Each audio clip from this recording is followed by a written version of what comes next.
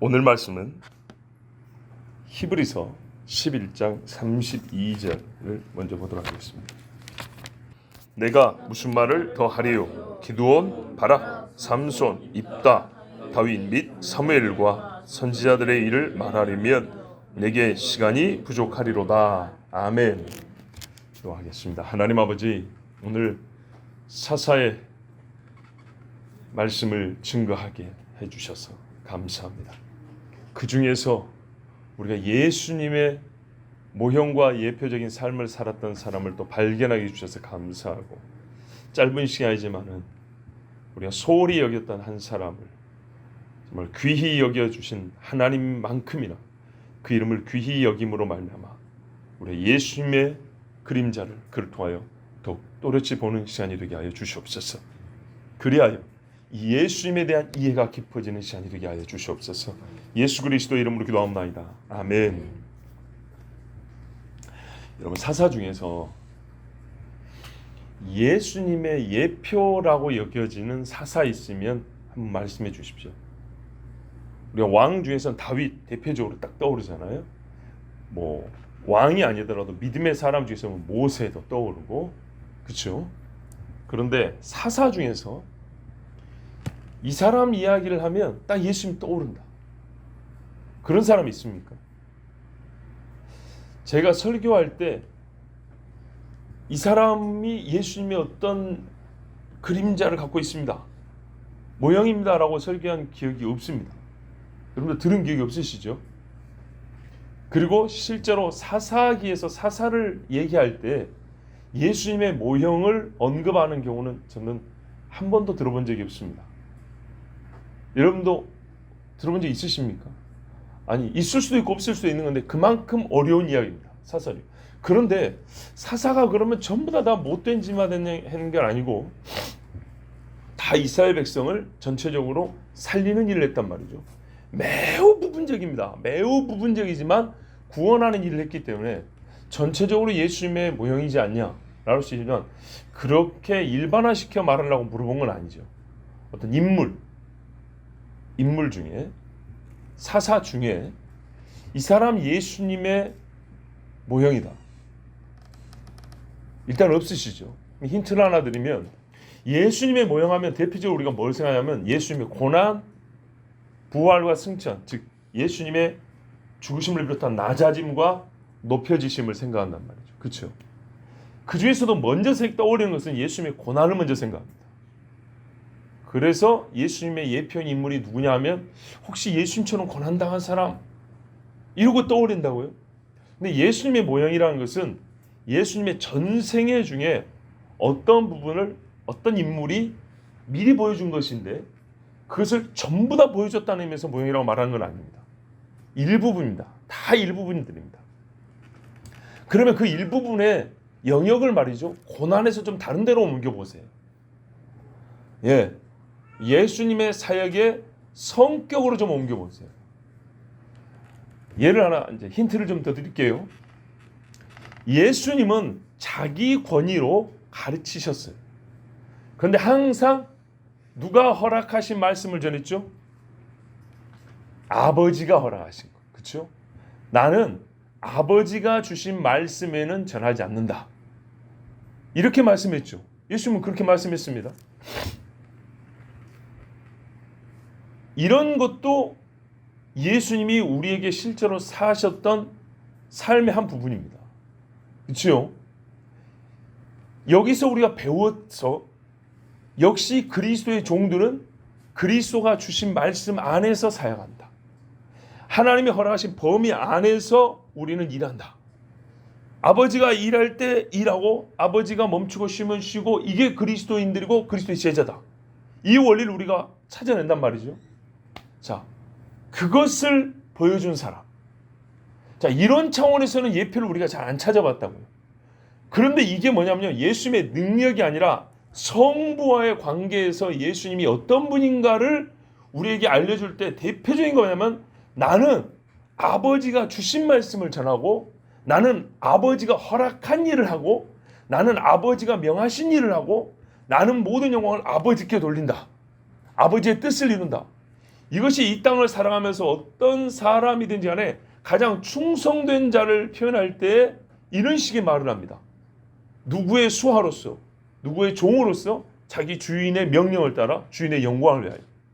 예수님은 신이 근본 하나님의 본체시나, 그치요? 그 영광을 버리고 내려오셔서 사람의 육체, 인간의 모습을 가지고 오셔가지고 중보자 종으로서 일을 하셨는데, 중보자 종으로서 일을 하실 때 그의 태도와 자세는 항상 자기 자의식, 내가 누구냐에 대한 의식은 항상 아버지의 아들로, 육신을 입을 때는 중보자의 사명을 받은 종으로서, 그래서 아버지가 주신 사명의 범주 안에서 주신 능력을 받아, 그래서 어떻게 세례 안 받아도는데 세례를 받고, 그죠?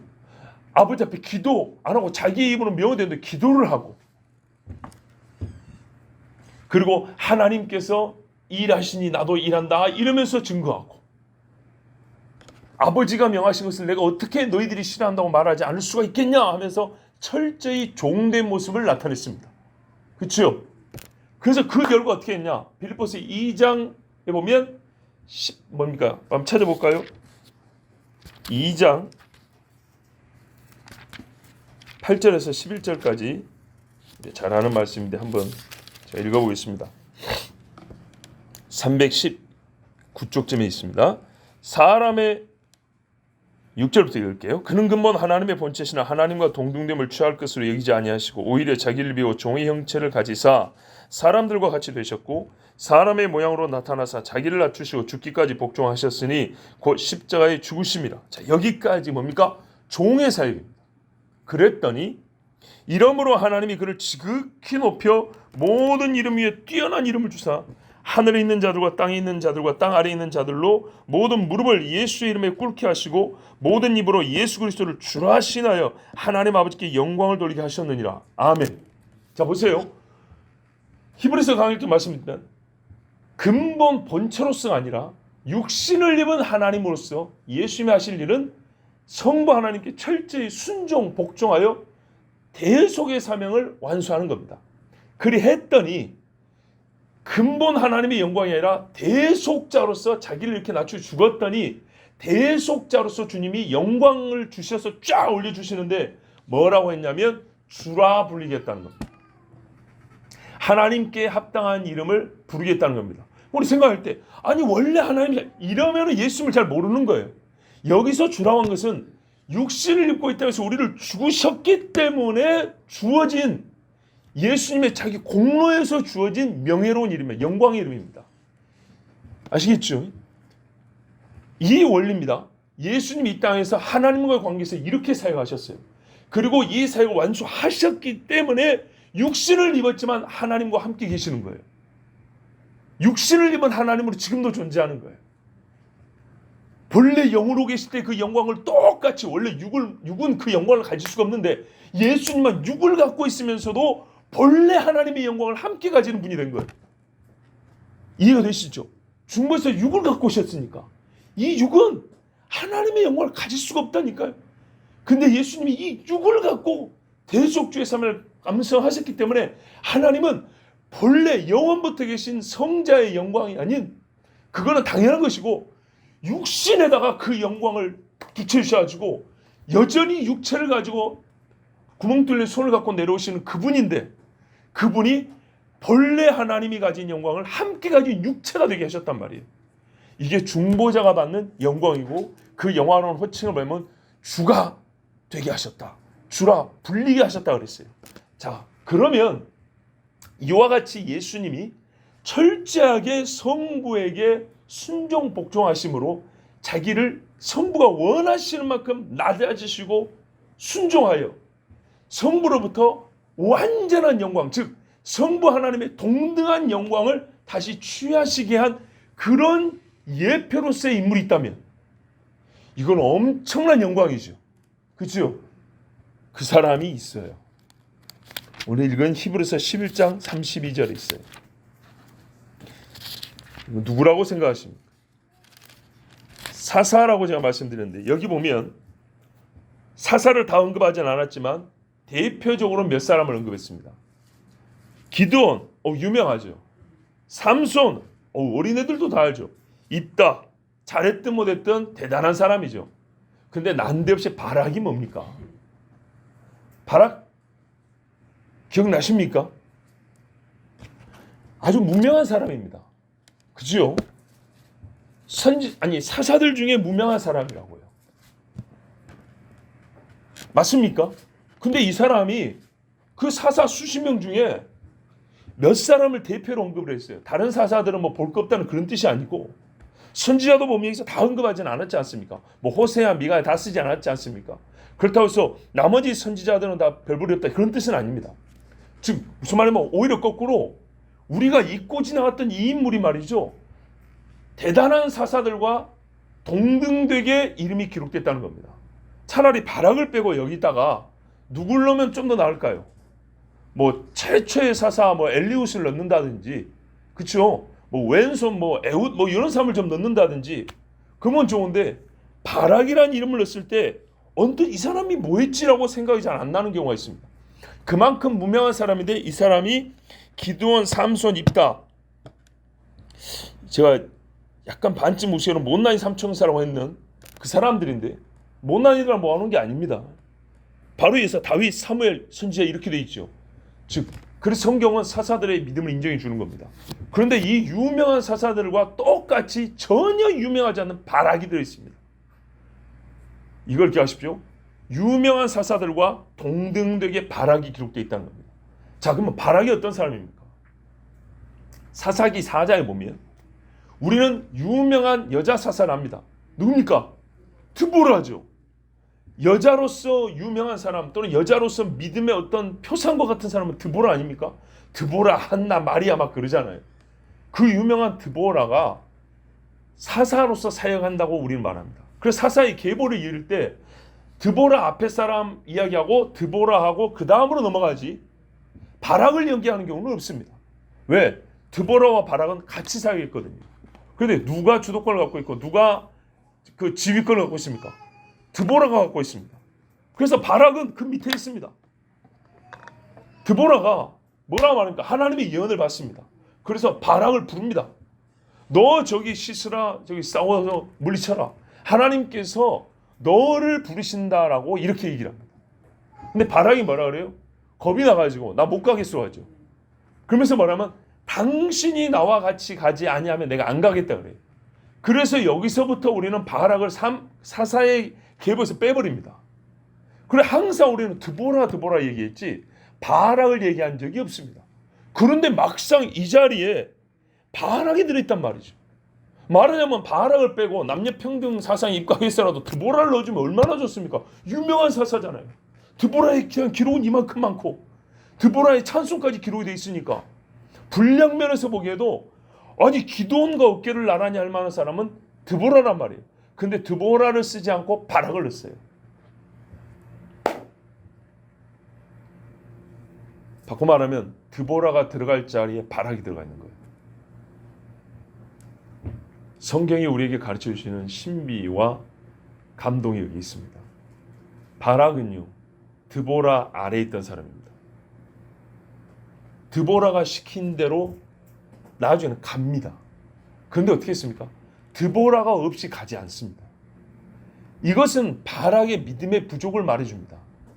그러나 전체적인 행위의 모양을 보면 항상 바락은 드보라가 시키고 드보라가 명한 그 범위 안에서 일을 합니다. 그래서 당시에 그 현장 안에서 바락은 무명한 자입니다. 보이지 않습니다. 그리고 이 전쟁의 영광은 누가 갖고 하냐? 드보라가 갖고 합니다. 우리가 그래서 이름을 기억하는 게 드보라입니다. 드보라 기드온은 있어도 바락 기드온은 없다 이 말입니다. 이름을 바락이라고 지은 사람 맞습니까? 없지요. 바로 그겁니다. 실제로 드보라가 이렇게 명령해서 같이 가지만 바락이 믿음이 없어서 드보라가 같이 갑시다 하지만 칼을 그러면 현장에서 누가 들냐면 드보라가 들지 않고 바락이 듭니다. 바락은 같이 가자고 했습니다. 그래서 드보라가 같이 간 결과 칼은 바락이 들었지만 드보라가 영광을 다 가져갑니다. 그래서 바락은 거의 잊혀진 사람이 되어버렸습니다. 바락은 무명한 자가 됐다고요. 그런데 또 놀라운 건 뭐냐면 5장에 가면 드보라의 노래라고 우리 유명한 노래 있죠. 근데 잘 보세요. 드보라의 노래로 돼 있지만 우리가 그렇게 생각하지만 시작을 어떻게 하면 드보라와 바락이 함께 노래를 지어봤다 이렇게 돼 있습니다. 드보라와 바락이 우리의 기억력과는 달리 이 전쟁의 승리를 드보라와 바락이 똑같이 영광을 얻고 똑같이 즐거워하는 겁니다. 근데 우리 머릿속에는 이건 드보라의 승리고 드보라의 사역으로만 기억되어 있습니다. 성경은 약간 다르게 말합니다. 여기에 바락을 드보라와 동등되게 끼워주는 겁니다. 사사기서에는 그 정도로 보입니다. 그런데 이게 실제로는 감추어진 신비로서 얼마나 큰 일이었냐 하면 히브리서에 가서는 드보라가 들어가 있어야 할 자리에 바락을 집어넣습니다. 바락이 사사라 그 말입니다. 우리는 드보라는 사사고 바락은 드보라 사사의 종인 줄 알았더니 히브리서 즉 성경이 성경을 해석할 때 말하면 그때 당시에 사사는 바락이었다고 말해 줍니다. 즉 드보라와 동등된 사사였다는 얘기입니다. 근데 우리 머릿속에는 뭐가 있다고요? 드보라가 주인이고 바락이 종이란 말입니다. 바로 이런 측면에서 바락이 예수님의 예표다 이런 말입니다. 그가 훌륭해서 그런 말이 아닙니다. 제가 말하는 것은 바락이 훌륭했다라는 얘기를 한 것이 아니고 거기에 강조가 아니고 바락의 사역의 행태가 예수께서 성부와의 관계 즉 예수의 사역에 있어서 이 사역이 성부와의 관계에서는 어떤 의미냐를 가르쳐 주는 데 있어서 바락이 보여주는 뭡니까? 계시가 있다 이 말입니다. 바락은 순전히 드보라의 지배하에 있었고 드보라의 명령 하에서 복종을 했던 사람입니다. 그래서 사람들에게 인정되지 못했습니다. 그리고 바락은 그 모든 전승의 영광을 드보라가 가져고 있고 노래를 부를 때도 드보라가 주도해서 불렀습니다. 그러나 드보라는 바락의 이름을 함께하여 불러줬습니다. 예수님이 이 땅에 사역할 때 자기를 드러내지 않았다 했습니다. 항상 아버지 이랬습니다. 그래서 예수님의 사역으로 말하면 아버지 하나님께서 영광을 받으셨다고 그랬습니다. 너희는 사람의 영광을 구하나 나는 하나님께 영광을 누린다. 이게 예수님의 말씀입니다. 그래서 예수님의 사역을 통하여 병 고침 받은 자도 예수께 영광을 돌리다 이게 없습니다. 하나님께 영광을 돌리며 가더라. 하나님을 찬송하더라. 이렇게 기록되어 있습니다. 그 많은 일을 했지만 예수님은 이만큼도 영광의 욕심을 내지 않았고 친히 영광을 달라고 취하지 않았습니다. 아버지께 영광 있는 것을 기쁘게 여겼습니다. 그리고 그는 무명한 자유처럼 땅에 묻혔습니다. 그랬더니 어떻게 됐죠?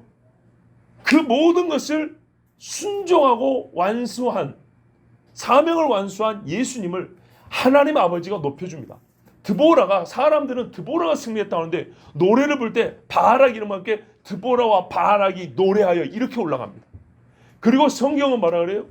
그때 우리의 생각과는 달리 이스라엘을 살린 사사로 하나님은 바락도 그 이름을 사사로 기억하신다라고 가르쳐줍니다. 하나님의 생각은 너희 생각과 사람의 생각과 다르다는 것을 여러분 어떤 거창한 계획을 세웠을 때 하나님의 생각이 크기와 우리 생각이 크게 다르다거나 때가 다르다거나 방향이 좀 다르다 이런 것만 생각하시면 안 돼요. 인물에 대한 평가 그 사역의 성격에 대한 하나님의 판단과 정의도 우리의 생각과 많이 다른 겁니다. 예수님 당대에 많은 사람들은 예수님을 그렇게 봤어요.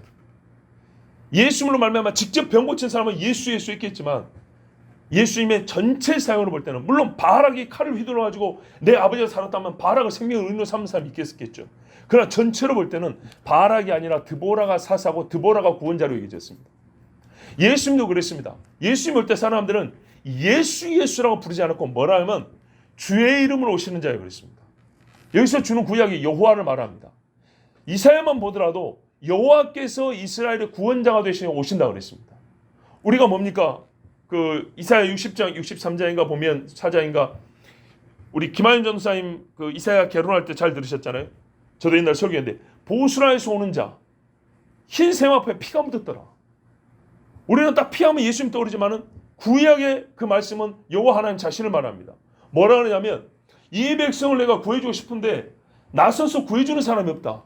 그래서 나 여호와가 친히 와서 나 여호와가 친히 와서 이스라엘과 싸우느라고 내가 지금 피를 묻혀왔다 이렇게 말을 합니다.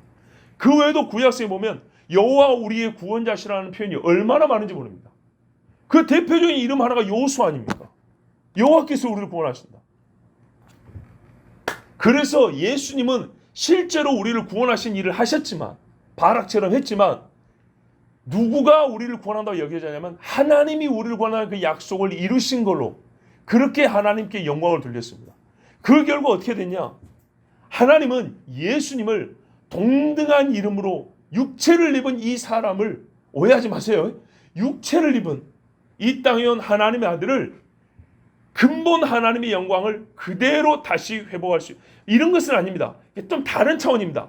영원부터 계신 아들의 영광이 있고, 이거는 중보자로서 이 땅에 육을 입은 자가 얻을 수 없는 영광이지만, 완전하게 순복하신 예수님에게 하나님이 가지는 고유한 영광, 영으로 계신 하나님만이 갖고 계시는 그 고유한 영광을 이 육을 입은 아들이 갖게 하셨습니다. 예수라고 이름을 부른 이 땅에 오신 육체가 그 영광을 갖게 하셨습니다.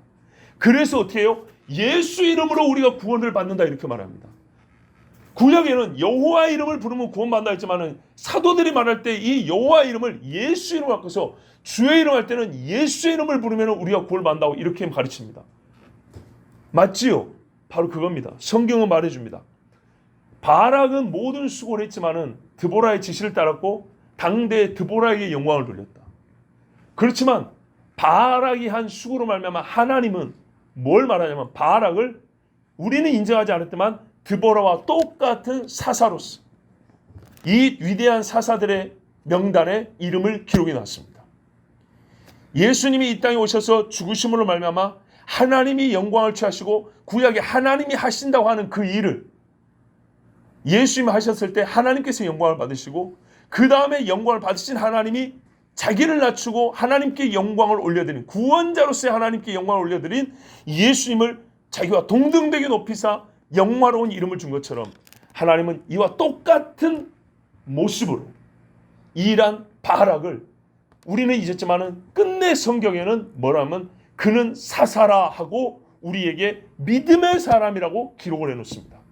자, 이 원리를 똑같이 따라서 드보라와 바락 두 사람 사이에 있었던 일 아닙니까? 그렇죠. 그렇다면 우리도 하나님 앞에서 봐보세요. 예수 그리스도 앞에서 그리스도인이 그리스도의 명령과 그리스도의 다스림 안에서 우리가 살아갑니다. 그리고 그리스도의 시킨 대로 우리가 충성합니다.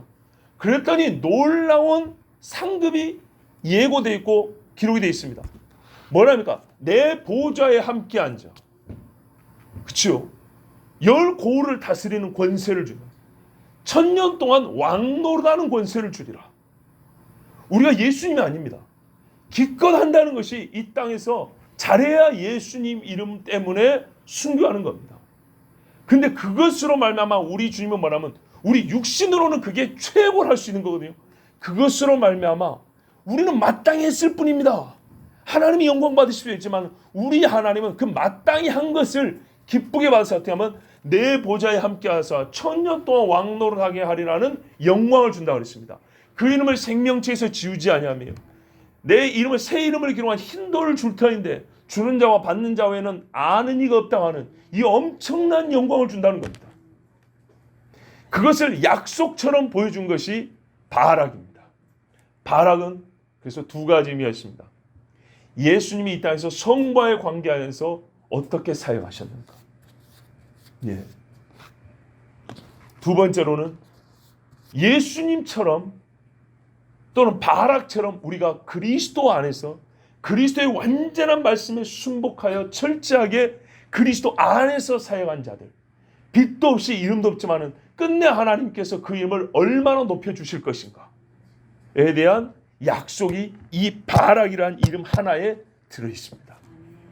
여러분, 예수님이 높아지신 것, 그리고 바락이 기록되어 있는 것, 사사의 이름에 기록되어 있는 것, 그래서 바락은 예수 그리스도의 예표고 또한 그리스도를 온전히 믿고 따르고 철저히 순종하는 자들이 얻을 그 이름의 영광에 대한 하나님의 약속입니다. 여러분 믿으십시오. 이 세상에 살면서 사람을 의지할 것도 없고 사람의 영광을 구할 것도 없습니다. 이 땅에서는 우리가 자꾸 솟아오는데 이거는 억누르시고 하나님 앞에 진짜 유명하지 않은 자로 사십시오. 예, 하나님 앞에서 모든 영광을 하나님께 올려드리는 작정을 하고 사시면, 하나님의 말씀에 완전하게 순종하는 믿음을 갖고 사시면 우리 주님께서 감히 내가 생각도 못했던 엄청난 복을 준다 그랬습니다. 이 복은 하나님의 약속이고 우리의 믿음의 소망입니다. 바락의 이름 누가 생각했습니까? 여기에 드보라가 기록되어 있으면 어울릴 법한 자리에 바락이 기록될 줄 누가 알았습니까? 이래서 하나님은 신실하시다는 겁니다. 성경에 이름을 기록했다는 것, 영원한 여호와의 말씀을 이름을 기록했습니다. 하나님께서 우리의 이름을 생명책과 행위록에 기록해 놓은 것, 영원히 기억할 만한 바락과 같은 하나님의 종들, 정말 하나님이 기록하여 영원히 상을 주시고자 하는 그리스도의 제자로, 그리스도의 종으로 살아가는 우리 모두가 되길 바랍니다. 우리 이 시간에 함께 기도하겠습니다.